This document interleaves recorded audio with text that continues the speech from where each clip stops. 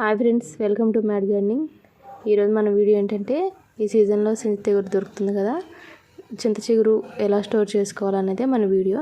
చాలామందికి తెలియదు, మార్కెట్ నుంచి తెచ్చుకొని వండుకోగా మిగిలింది ఇంకా పచ్చాకు ఎలా స్టోర్ చేసుకోవాలనేది తెలియదు. 2-3 రోజులు పక్కా పెట్టగానే వాడిపోవటమో అది ఎండిపోవటమో జరుగుతుంది. ఇలా నేను చెప్పిన ప్రకారం అయితే దాదాపుగా 1 మంత్ వరకు స్టోర్ చేసుకోవచ్చు. ఇదిగోండి, ఇలా ఒక ప్లాస్టిక్ కంటైనర్ ఏదైనా తీసుకొని దాని చుట్టూ న్యూస్ పేపర్ కానీ, మీ దగ్గర టిష్యూస్ ఉంటే టిష్యూస్ కానీ, ఇవి ఏమీ లేవనుకుంటే ఒక కాటన్ క్లాత్ కానీ తీసుకొని చుట్టూ సరౌండింగ్స్ అడుగు భాగం తేమ అనేది లోపలికి తగలకుండా ఉండేలాగా పేపర్ అనేది రోల్ చేసుకొని, ఆకు అంతా తడి లేదు పొడిగా ఉంది అనుకుంటేనే మొత్తం దాంట్లో పెట్టేసి ఇలా పేపర్తో కవర్ చేసుకోవాలి.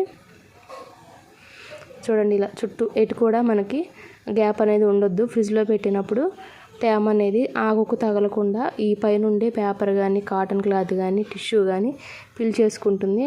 ఆకు అనేది తడి అవ్వకుండా ఉండాలి. చింత చిగురు డ్రైగా ఉన్నప్పుడు మాత్రమే, అంటే కడిగి ఆరబెట్టుకున్న తర్వాత పొడిగా అయిపోయింది అన్న తర్వాత మాత్రమే ఇలా స్టోర్ చేసుకోవాలి.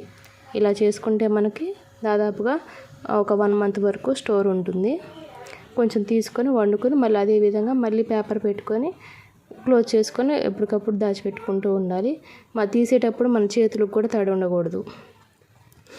అలా చేసుకుంటే 1 మంత్ వరకు నిల్వ చేసుకోవచ్చు. థ్యాంక్ యూ అండి. Thanks for watching.